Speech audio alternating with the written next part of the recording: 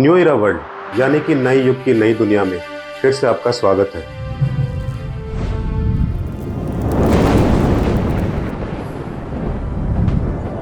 एक ऐतिहासिक खबर आई है सामने दुनिया की सबसे बड़ी और तेजी से फैलती बीमारी के इलाज को लेके, उसके बचाव को लेके।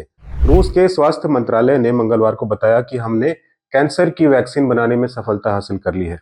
इसकी जानकारी रूसी स्वास्थ्य मंत्रालय के रेडियोलॉजी मेडिकल रिसर्च सेंटर के डायरेक्टर आंद्रिय कप्रिन ने रेडियो पर दी। रूसी न्यूज एजेंसी TASS के मुताबिक इस वैक्सीन को अगले साल से रूस के नागरिकों को फ्री में लगाया जाएगा। जी हाँ, mRNA वैक्सीन, सदी की सबसे बड़ी खोज। वैक्सीन के क्लिनिकल ट्रायल से पता चला है कि इससे ट्यूमर के विकास को रोकने में मदद मिलती है। इससे पहले इस साल की शुरुआत में रूसी राष्ट्रपति व्लादिमीर पुतिन ने बताया था कि रूस कैंसर की वैक्सीन बनाने के बेहद करीब है।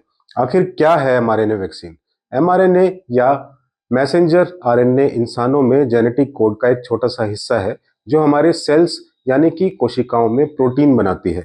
जब हमारे शरीर पर कोई वायरस या बैक्टीरिया हमला करता है तो mRNA टेक्नोलॉजी हमारी सेल्स को उस वायरस या बैक्टीरिया से लड़ने के लिए प्रोटीन बनाने का मैसेज भेजती है। इससे हमारे इम्यून सिस्टम को जो जरूरी प्रोटीन चाहिए वो मिल जाता है और हमारे शरीर में एंटीबॉडी बन जाती है। इसका सबसे बड़ा फायदा यह है कि इसमें कन्वेंशनल वैक्सीन के मुकाबले ज्यादा जल्दी वैक्सीन बन सकती है। इसके साथ ही इससे शरीर की इम्यूनिटी भी मजबूत होती है।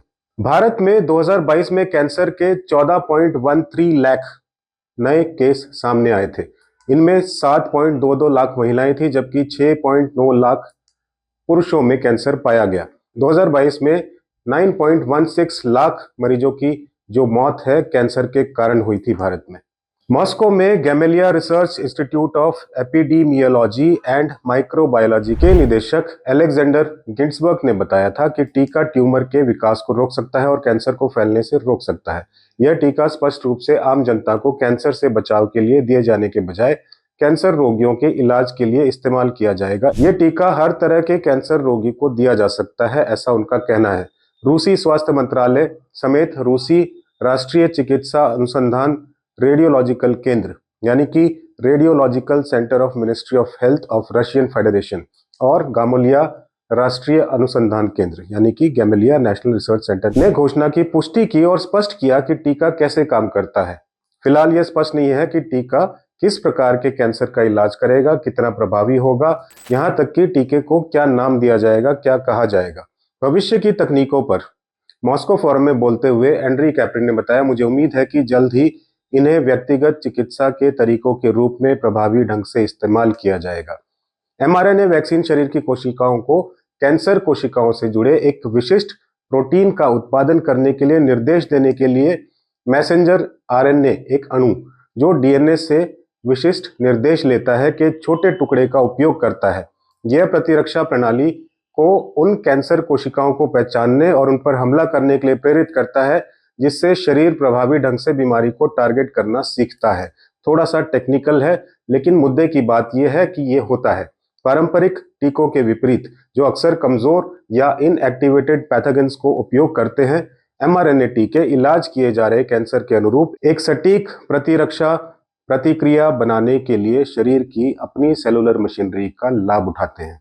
साल 2023 में यूके सरकार ने भी व्यक्तिगत कैंसर उपचार विकसित करने के लिए एक जर्मन जैव प्रौद्योगिकी कंपनी के साथ एक अनुबंध पर हस्ताक्षर किया था। इसके अलावा फार्मास्यूटिकल कंपनियां मॉडर्ना और मर्क, एक कंपनी, वर्तमान में त्वचा कैंसर के टीके पर काम कर रही हैं। बाजार में पहले ही ऐसे टीके मौजूद हैं जिनका लक्ष्य कैंसर को रोकना है, जैसे कि ह्यूमन पैपिलोमा वायरस के खिलाफ टीके जो सर्वाइकल कैंसर को रोकने में मदद करते हैं। अब ऐसे में भारत सरकार क्या कदम लेगी, ये देखने वाली बात है।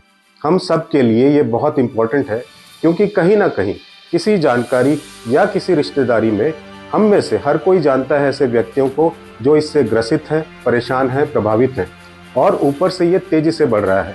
आप लोगों का भी ध्यान अगर इंसानियत के बेसिक्स के ऊपर जाता है कभी, तो धर्म, संप्रदाय, जाति के नशे से बाहर आकर अपने नुमाइंदों के थ्रू सवाल उठाएं हर प्लेटफॉर्म पे कि ये इस वक्त की सबसे बड़ी प्रायोरिटी है हम सब के लिए और सरकार को इसके लिए ठोस कदम उठाना बहुत जरूरी है। प्रणाम।